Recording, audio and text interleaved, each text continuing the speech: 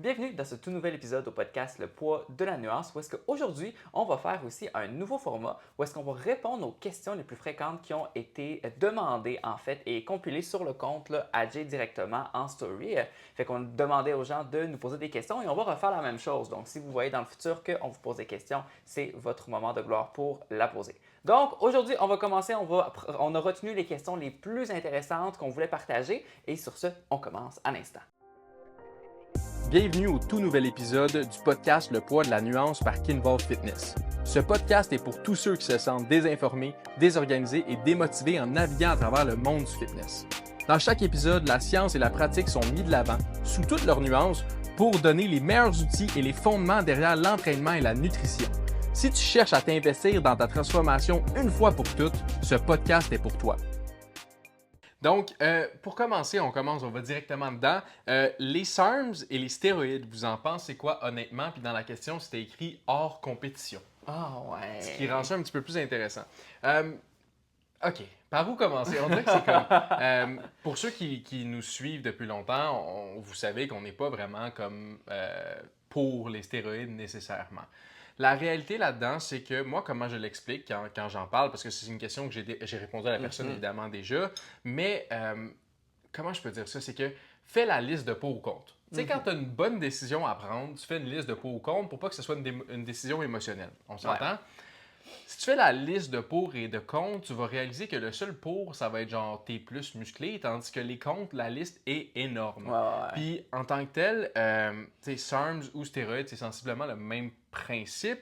On a une seule santé, on a un seul corps. Fait qu'à un certain point, tu sais, le You Only Live Once, c'est un petit peu, oui. Fait qu'il faut faire attention à ça, notre santé. Puis je trouve qu'avec le temps, les stéroïdes ont tellement été banalisés que ça fait que maintenant, les gens commencent les stéroïdes de plus en plus jeunes. Mais la réalité, c'est que c'est pas bon pour ta santé. Puis ça, c'est pas que j'apprends rien, mais il faut quand même prendre ça en considération puis vraiment comme être conscient de ça parce que je pense que des fois, on essaie de juste voir les côtés positifs des stéroïdes puis c'est cool, je vais être énorme. En effet, mais en plus, si tu as déjà des problèmes d'image actuellement puis tu es comme, hey, écoute, j'aimerais ça être plus musclé, plus.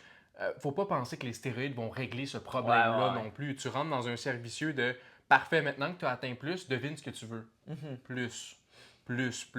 Fait que c'est quand même faux de faire comme je vais faire un cycle de stéroïdes puis après je vais voir si je continue. Non, tu vas continuer, tu sais pertinemment. Fait que faut faire attention à ce genre d'affaires-là. Puis pour ces raisons-là, j'ai l'impression que moi, je vais comme être... Mon opinion est que je suis assez contre, évidemment, les stéroïdes. Puis je pense que, je sais pas si tu veux parler aussi de l'aspect de la compétition. Qu'est-ce que tu en penses par rapport à... Est-ce que tu es d'accord pour la compétition? Est-ce que tu n'es pas d'accord? Comment tu vois ça? Ben, en fait, tu sais, je pense que c'est pas une question d'être d'accord ou être pas d'accord au début parce que c'est déjà présent dans le monde de la compétition du bodybuilding. Par contre, vu que souvent c'est le seul aspect qu'on a tendance à voir, c'est les gens les plus musclés, les gens qui gagnent, mais ces gens-là sont sous l'effet des produits anabolisants, ils n'ont pas le choix pour gagner. Peut-être que ce serait le fun qu'on ait une meilleure image, peut-être des athlètes qui sont plus naturels ou une meilleure représentation. C'est des athlètes naturels sur les réseaux, mais c'est quand même moins impressionnant là, comparé aux gens qui s'en vont aux Olympiades littéralement. Et ce qui arrive souvent, c'est que ces gens-là, pour se rendre à leur niveau, souvent, ils ont eu des années et des années, même des décennies parfois d'entraînement. Puis un moment donné dans leur parcours, ils devaient aller à l'étape suivante au niveau de pour gagner, dans le fond, parce que littéralement, c'est la majorité, c'est ça qu'ils font de leur vie quand tu es rendu bodybuilder professionnel aux Olympiades. Ben là, ils sont suivis aussi par des professionnels, ils savent ce qu'ils font puis ils savent qu'il y a des risques. Par contre, pour la majorité de la population, c'est principalement un enjeu de santé, c'est pas un enjeu de carrière, c'est pas un enjeu c'est un enjeu en fait simplement esthétique parce qu'on n'a pas tous la patience de se rendre à développer de la masse musculaire, puis nos attentes sont assez réalistes par rapport à ce que ça nous donne. Fait qu'en compétition, est-ce que je suis contre? En compétition, c'est déjà présent. Moi, personnellement, mon opinion, c'est que les gens, ils scrapent leur santé pour un moment de gloire. Mais en même temps, quand tu es passionné dans ce sport, tu es passionné dans un sport. Tu sais, les gens aux Olympiques aussi, ils ont quand même, ils s'investissent à 100% là-dedans au risque des blessures, au risque de produits dopants là-dedans, là, mais ça c'est un autre débat. C'est un autre débat, les produits produits dopants aux Olympiques. Mais dans le fond, pour le commun des mortels, moi, c'est quelque chose que je recommande absolument, mais absolument pas. Parce que justement, dans les pour qu'on pourrait avoir, c'est relativement uniquement au niveau de l'esthétique. Puis on s'entend que dans le temps, l'esthétique, c'est pas quelque chose qui perdure là, dans nos objectifs. Là. Puis, juste une autre petite parenthèse, étant donné que c'est sur la ligne de la légalité, donc je veux dire, c'est illégal, les stéroïdes, il me semble que tu peux pas en vendre.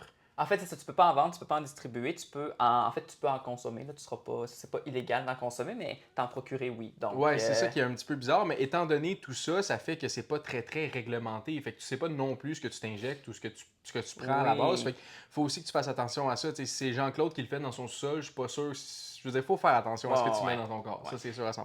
Souvent aussi, puis dernière parenthèse là-dessus, à moins que, excuse-moi, tu aurais pu en avoir une autre, mais admettons pour tout ce qui est SARMs aussi, parce qu'on a beaucoup parlé des stéroïdes, les SARMs sont venus sur le marché parce que l'objectif initial de cette découverte, entre guillemets, était pour les maladies, pour les personnes qui, dans le fond, souffraient de cancer. Puis là, on va essayer de trouver un moyen de ralentir, dans le fond, la dégénérescence musculaire due à l'immobilité, à différentes dystrophies, bref, différentes maladies musculaires. Et les SARMs sont apparus. Par contre, dans le fond, en ce moment, c'est encore en processus d'étude. Et la problématique qu'on a, c'est qu'au niveau du bodybuilding, au niveau du culturisme, c'est que les doses sont 20 à 100 fois plus élevées que celles qui sont étudiées. Donc, c'est là que ça devient super dangereux pour la santé. Puis les gens, c'est comme, ah, c'est super sécuritaire, il y a moins d'effets secondaires. Oui, à des doses 20 à 100 fois moins fort que ce qui est donné. Donc, c'est pour ça qu'il faut faire super attention à ce qu'on peut trouver parce que c'est encore des produits comme récemment découverts. Là. Fait qu'il y a plein de risques, de risques pour la santé à long terme qui n'ont même pas encore été étudiés. Là. C'est ça le point, parce que tu vois, je me souviens quand j'ai commencé à entendre parler des SARMs, les gens étaient comme, il n'y a pas de side effect. Non, c'est qu'ils n'ont pas encore étudié assez les side effects pour te donner, for sure, une liste de side effects. Je pense avec les années, on va en découvrir encore plus de side effects sur les SARMs, ce qui fait en sorte qu'honnêtement, ça vaut pas plus la peine que les stéroïdes. Question numéro 2, quelque chose que je réponds quand même relativement souvent, mais je veux ton take là-dessus. Je vais voir si on répond la même chose. Est-ce que c'est normal, je mange bien, je vais au gym, mais je perds pas de poids? Oh, ça c'est une excellente question. Fait que, est-ce que c'est normal? En fait, j'aurais tendance à dire que ça dépend du contexte, mais ça arrive très fréquemment que les gens se mettent à mieux manger. Ils commencent à s'entraîner, à être actifs, mais qu'au final, ils ne perdent quand même pas de poids. Deux choses. Première chose qu'on parle tout le temps, c'est le déficit calorique. Fait que, indépendamment de ce que tu manges, parce que ce que tu manges n'a pas vraiment de valeur morale, indépendamment de ton niveau d'activité physique, à la fin de la journée, si tu n'es pas en déficit calorique, ça veut dire que tu n'as pas mangé, si tu as mangé moins de calories que ce que ton corps en dépense, ben là, tu vas avoir une perte de poids. Mais si, après tout ça, à la fin de la journée, tu n'es pas en déficit, mais tu n'auras pas de perte de gras. Tout simplement. Fait que là, déjà, on peut casser ça comme ça. Par contre, quelque chose qu'on pense souvent, c'est que le fait de bouger plus, ça va nous faire une énorme dépense en énergie.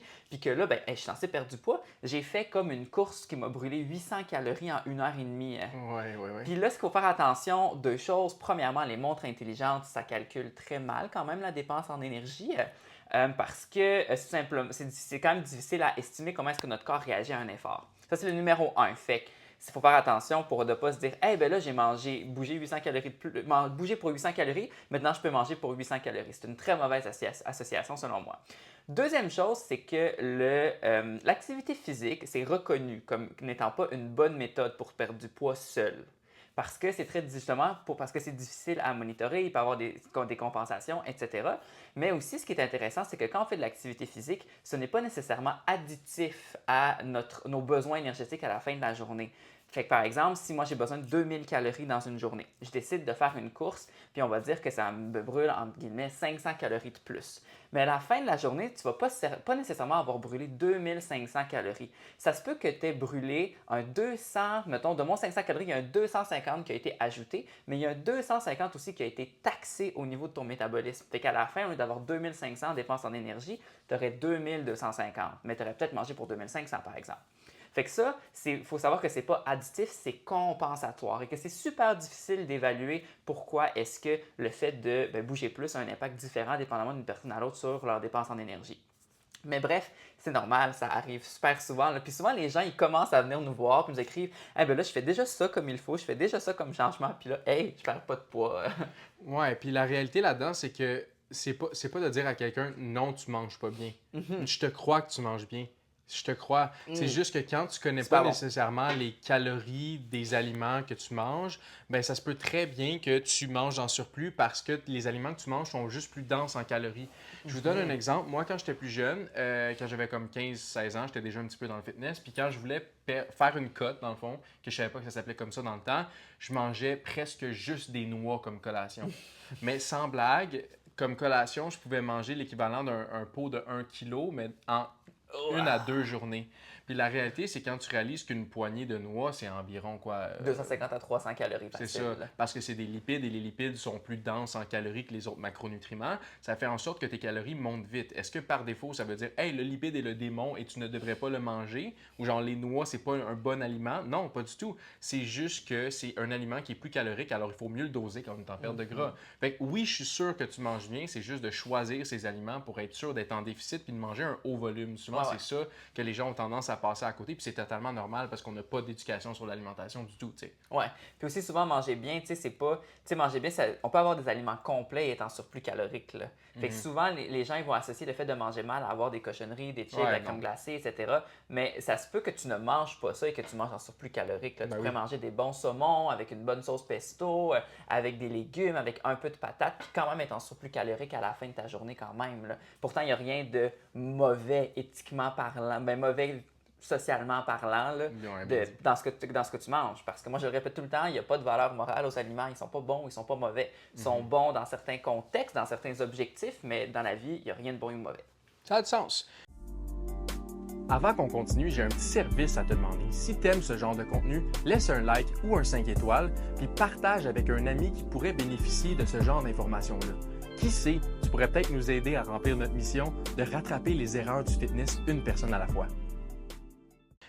Prochaine question, question numéro 3. J'ai 40 ans, on va dire que ça peut être n'importe quel âge. J'ai 40 ans, je cherche à retourner au gym après une très longue pause. Est-ce que tu aurais des suggestions pour moi, pour que ça se passe bien, en gros? Ouais. Ben, une des premières qu'on pourrait tout de suite régler, c'est la fixation d'objectifs, déjà en parlant. Ben oui. Fait que de regarder, OK, tu as 40 ans, tu veux retourner au gym, premièrement, pour quelle raison est-ce que tu le fais? Est-ce que tu le fais parce que tu veux, tu as l'impression que, je sais pas, tu manques de cardio, ou est-ce que tu as l'impression que tu as des douleurs musculaires qui apparaissent? Est-ce que tu as un objectif esthétique aussi à 40 ans? En passant, il n'y a rien de mal non plus à avoir des objectifs esthétiques à n'importe quelle tranche de vie, là. Fait que n'importe quelle tranche de notre vie, pardon. Fait qu'est-ce que c'est plus esthétique? Est-ce que aussi c'est réaliste dans ce que tu veux par rapport à ton mode de vie, par exemple? Fait que déjà là, c'est de mettre les attentes au clair. Et si tu dis, OK, ben moi, je veux vraiment, mettons, la remise en forme, c'est super important, je vais avoir moins mal aux genoux, je vais être moins essoufflé quand je cours. OK, ben on commence avec un objectif de remise en forme qui est clair, puis on regarde, OK, dans ton horaire, combien de temps est-ce que tu es capable de t'entraîner, etc. Ça 3 fois, ça fait du sens. Parfait, on y va progressivement. Quand tu as 40 ans et ça fait des années que tu t'es pas entraîné, c'est pas le moment de dire « Hey, je recommence 5 fois semaine, haute intensité, haut volume, blablabla. » Bref, on y va plus progressif, c'est sûr, mais en fonction des objectifs. Toi, qu'est-ce que tu ajouterais ensuite de ça? Mais c'est un bon point, puis tu l'as dit, le progressif, c'est vraiment le plus important parce qu'il y a plusieurs facettes à ça. De un, si tu commences à t'entraîner 6 fois en une semaine, mais tu sais pertinemment que tu vas juste faire ça pendant un mois parce que c'est pas réaliste de le faire sur le long terme, ça vaut pas la peine. Ton but, c'est de développer une habitude de vie, on s'entend. En temps normal, c'est ça. Fait que moi, ce que je dis tout le temps, c'est vas-y avec quelque chose que tu sais concrètement, que peu importe si tu as une semaine difficile au travail ou si tes enfants sont plus, mettons, gossants cette semaine-là. Peu importe, tu es capable de le faire pareil. Tu sais, OK, peut-être que ça ne sera pas le 5 fois que tu faisais avant, peut-être que là, ça va être le 3 fois semaine, mais ça ne veut pas dire que c'est moins bon nécessairement. Puis peut-être qu'après ton 3 fois, une fois que ça va être bien dans tes nouvelles habitudes de vie, tu vas être en mesure de faire 4 fois, puis c'est super correct, c'est d'y aller graduellement. Une autre chose qui reste avec le mot graduel, c'est le fait que mettons que tu reviens d'une longue pause. J'en doute pas qu'avant la pause, tu étais vraiment à ton pic de condition physique, mais tu ne l'es plus. Tu ne l'es plus encore. Il faut juste que tu te laisses le temps de revenir graduellement à cette condition physique-là. Exemple, je sais pas, tu squattais 3 plates. Puis là, tu te dis, check, je vais faire un petit peu, je vais y aller plus doucement, je vais squatter 2 plates et demie. Non, fais pas ça.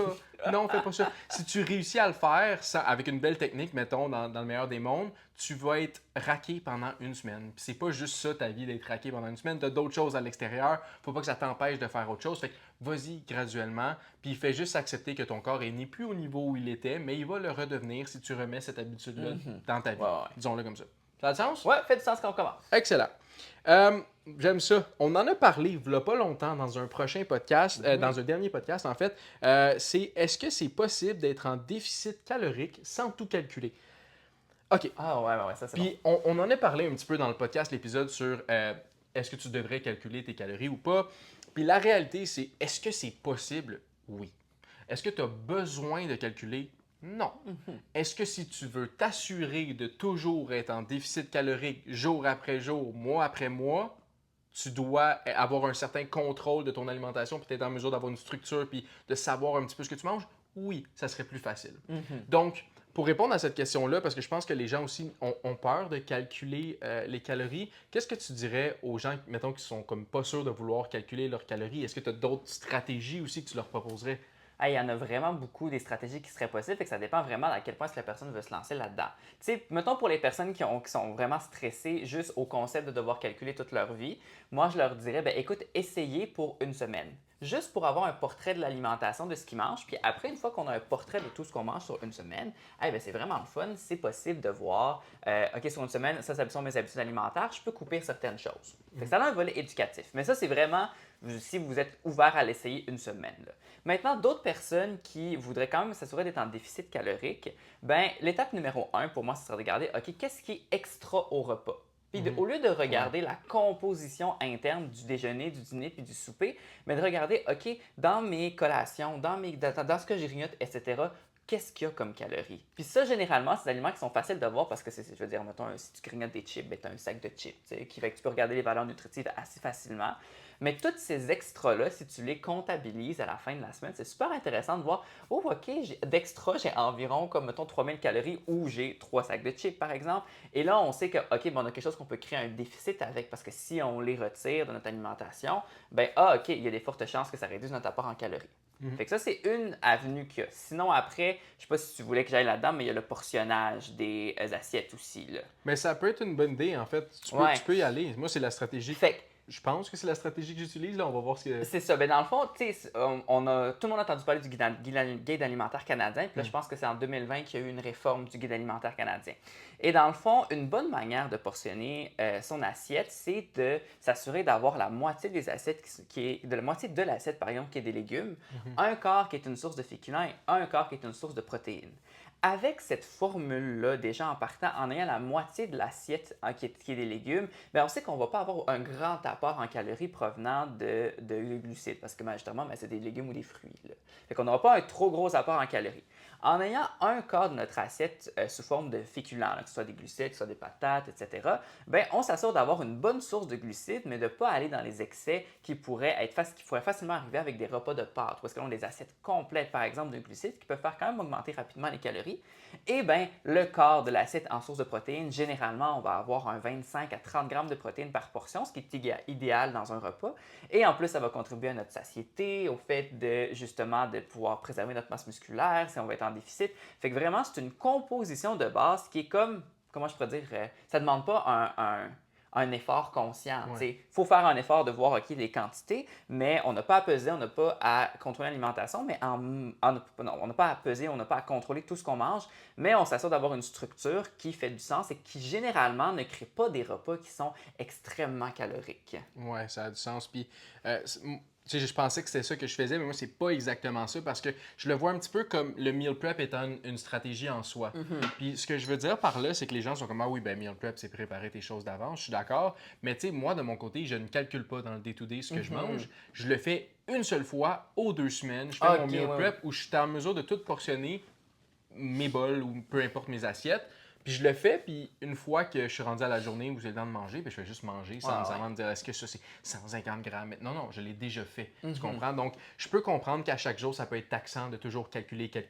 Ah, j'ai mangé une noix, je dois le rentrer dans mon application. En effet, mais il y a tellement d'autres stratégies pour être en mesure d'avoir un contrôle sur ton alimentation qui fonctionnent aussi. Ouais. Ça a du sens? Oui, ça a du sens. Puis un autre point aussi pour le déficit calorique que j'aime toujours mentionner, c'est que plus tu vas mettre d'action envers ton objectif de ta manière, comme admettons compter tes calories, j'ai un exemple, plus en fait tu vas être précis dans ton déficit calorique, plus tu vas avoir du contrôle sur le résultat. Et souvent, ce qui peut arriver, c'est que vous mettez beaucoup d'efforts à ne pas compter des calories, mais à faire plein d'autres choses, à faire plein de sacrifices et que finalement, vous n'avez pas les résultats que vous voulez. Puis là, il y a beaucoup de frustration qui s'est accumulée sur une période de temps parce que vous n'avez pas autant de contrôle sur le résultat. Fait que c'est pour ça qu'avoir une certaine base sur les calories, c'est toujours intéressant sur ce volet-là, selon moi, bien sûr, selon mon approche. Mais je sais qu'il n'y a pas tout le monde qui est à l'aise, que ce soit au niveau du désir de le faire ou même au niveau là, de la santé mentale, de faire du tracking de calories. Mais ce que je vous dirais, c'est que si vous choisissez de ne pas compter vos calories, tenez-en vous à une seule stratégie, puis appliquez-la jusqu'au bout, parce que si vous changez tout le temps de stratégie, aujourd'hui, j'ai pas de glucides au souper ou je décide de ne pas manger de collation, bien là, vous n'allez pas pouvoir voir le résultat, tandis que si vous avez une routine, que vous mangez toujours la même chose ou relativement la même chose là, au déjeuner, au dîner et au souper, et par la suite, vous faites des modifications autour, bien, au moins, vous avez les déjeuners, dîners, soupers qui sont tout le temps constants. Fait que ça donne une meilleure idée, puis c'est une meilleure idée des résultats qu'on peut avoir et soyez patient. C'est pas normal de perdre 4-5 livres par semaine. Vous allez en perdre peut-être 0,5, 1 livre par semaine. C'est vos efforts cumulés dans le temps qui vont vous amener à un résultat. Mini parenthèse de fermeture, ça me fait penser, encore une fois, on parle un petit peu de ça, des gens qui ont des troubles potentiels avec l'alimentation. Si vous ressentez une certaine angoisse par rapport à l'alimentation puis à certaines stratégies comme ça, de un, peut-être pas le faire, mais de deux, peut-être consulter une nutritionniste aussi qui serait un ou une nutritionniste qui serait le professionnel, la professionnelle, vraiment comme associé à cette problématique-là. Fait que sentez-vous à l'aise de le faire, là, c'est vraiment les professionnels pour ça. Prochaine question, quand même relativement intéressant. Je pense, je ne sais pas si nos opinions divergent, mais j'ai hâte de voir un petit peu ce que tu vas répondre, mais est-ce que c'est important de faire des bulks et des cuts pour prendre la masse musculaire? Fait que, tu sais, juste qu'on commence comme plus structuré avec concrètement c'est quoi une bulk, concrètement c'est quoi une cut, comme ça pour ceux qui ne le savent pas, parce que je pense que c'est une question qu'on me pose souvent. Mettons, si on commence par la cote, évidemment, c'est d'être en restriction calorique, ce qui va faire en sorte que tu vas perdre du gras en maintenant de la masse musculaire, évidemment, une cote bien faite. Une bulk bien faite, maintenant, c'est quelque chose où tu es tout simplement en surplus calorique pour te permettre, évidemment, de bâtir de la masse. Là, il y a des bulks, en fait, avec l'Internet, on voit qu'il y a des bulks qui deviennent genre, hey, je mange 10 000 calories, puis la personne prend genre 25 livres en un mois, ce qui est potentiellement tout du gras. On parle pas de cette bulk-là. On va parler de la bulk vraiment comme juste l'état de prise de masse. Je veux juste mentionner que les gens aussi ont tendance à faire comme l'été, c'est la cote, l'hiver, c'est la bulk. Ça, là, c'est vraiment pas tant nécessaire. C'est pas grave, c'est toi qui décides. C'est pas les saisons qui décident ce que tu fais avec ton corps. C'est toi qui décides ce que tu fais avec ton corps. Bref, ça pour dire. Qu'est-ce que t'en penses? OK. Fait que bulk et cut, personnellement, je trouve ça pratique à la base pour avoir dans le fond un objectif tiré dans une direction. Fait que si mon objectif c'est de développer de la masse musculaire, la majorité des efforts va être alignée vers développer de la masse musculaire. Fait qu'on va s'assurer que tous nos facteurs au niveau de l'alimentation, au niveau de l'entraînement, au niveau du sommeil est aligné vers la prise de masse musculaire. Par la suite, quand on s'en va en cut, ben là, c'est la même chose, mais là, vers la réduction du pourcentage de gras, avec bien sûr un concept de préservation de masse musculaire. Là. Mais on va tous mettre nos efforts dans une direction. Fait que j'aime ce principe-là, qu'on n'est pas coincé entre les deux à être divisé entre le fait de mais là, je veux prendre un peu de masse, mais là, je veux aussi réduire mon pourcentage de gras. J'aime le fait de faire des bulks puis des cuts. Par contre, moi, je déteste les extrêmes là-dessus. Parce que être orienté vers la prise de masse musculaire, ça veut pas juste l'objectif justement, n'est généralement pas d'accumuler du gras dans cette perspective-là. Et comme tu disais, il y a des personnes qui font ce qu'on appelle des dirty bulk. Fait que là, ils vont manger énormément de calories, 3000, 3500, 3900, 4000, dans l'objectif de maximiser les gains en masse musculaire. Puis à l'inverse, les cuts, il y en a qui vont se mettre à rien manger pantoute, dans l'objectif de perdre de gras. Mais bref, c'est comme ça que ça fonctionne, une bulk puis une cut. Généralement, une chose que je trouve qui est un peu que j'aime moins, c'est que souvent on a tendance à les faire, un peu comme tu disais, on a tendance à les faire à court terme. Mais lorsque tu fais une prise de masse musculaire, tu n'es pas censé faire une prise de masse musculaire de 3 mois. Puis après, tu en cut 3 mois. Puis après, augmenter 3 mois en bulk, 3 mois en cut. Parce que tu n'auras pas le temps, tu vivras de l'impatience parce que tu ne verras pas tant les résultats dans ta prise de masse musculaire. Mais normalement, tu es beaucoup plus souvent en phase de développement musculaire qu'en phase de cut.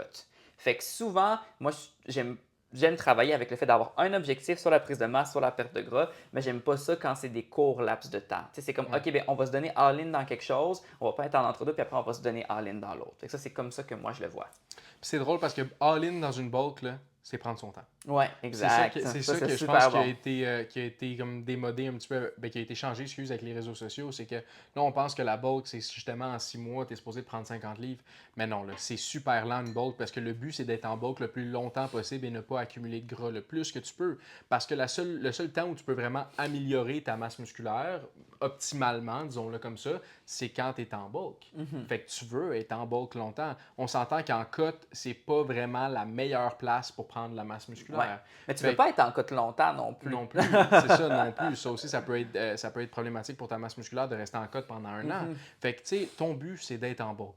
Mais pour ce faire, tu dois contrôler tes envies alimentaires, autant en côte, mais aussi en bulk. Fait que c'est autre chose. T'sais, est-ce que tu as besoin, c'est parce que reste que c'était ça la question, est-ce que j'ai besoin nécessairement de faire bulk et cut? Je pense que tu vas toujours faire un cycle qui Ouais, ouais. ressemble à une bulk puis une cut. Peu importe si tu mets le nom bulk ou cut dessus, reste qu'à un moment donné, tu vas manger un petit peu plus de calories pour que tes performances soient plus hautes puis que tu ressentes que tu prends un petit peu de masse. Mais à un moment donné, tu vas regarder ton corps, tu vas être comme, me semble, je trouve que j'ai un petit peu trop de gras à mon goût, esthétiquement. Fait que tu vas décider de diminuer. Fait que rendu là, c'est quoi? C'est des bulks puis c'est des cuts. Fait C'est ça, que, ouais. exactement. C'est juste qu'on les a nommés dans différentes phases. Puis souvent, surtout si on ne compte pas les calories, ben là, souvent, c'est sûr que c'est inévitable que quand tu es en bulk, ben, tu vas être en optique où est-ce que tu vas manger un peu plus, puis tu n'auras pas moins de contrôle sur le résultat final, fait que ça se peut que tu prennes du gras. Puis inversement, en cas aussi, ça se peut que si tu ne comptes pas tes calories, ben tu réduises plus lentement ou plus rapidement ton pourcentage de gras. Mais au final, ça devient tout le temps des prises de masse puis des pertes de gras. Donc, c'est ce qui conclut un peu les questions qu'on avait. J'en avais pris 5-6 pour être sûr d'avoir le temps, évidemment, d'en parler. Si c'est un concept qui vous intéresse vraiment, soyez super à l'aise à nous le dire. Hein. Ça va nous faire plaisir de faire plusieurs autres vidéos, justement, podcasts comme ça, parce que ça nous permet vraiment de converser puis de voir si on a justement une opinion qui diverge. Parce que, mine de rien, oui, on est dans la même compagnie, mais ça se peut que nos opinions divergent sur certains points. Mais je suis content de voir que ça va bien. Ça va Ouais, bien. ça va bien. Alors, sur ce, si vous avez des questions, des commentaires, n'hésitez pas à nous écrire. Vous pouvez nous écrire principalement sur Instagram, c'est là qu'on est le plus actif. Vous pouvez écrire à Coach D directement à coachd.knvl sur Instagram et à moi-même à coachsim.knvl. Et comme d'habitude, ça nous fait toujours plaisir de vous répondre. Et on se voit la semaine prochaine.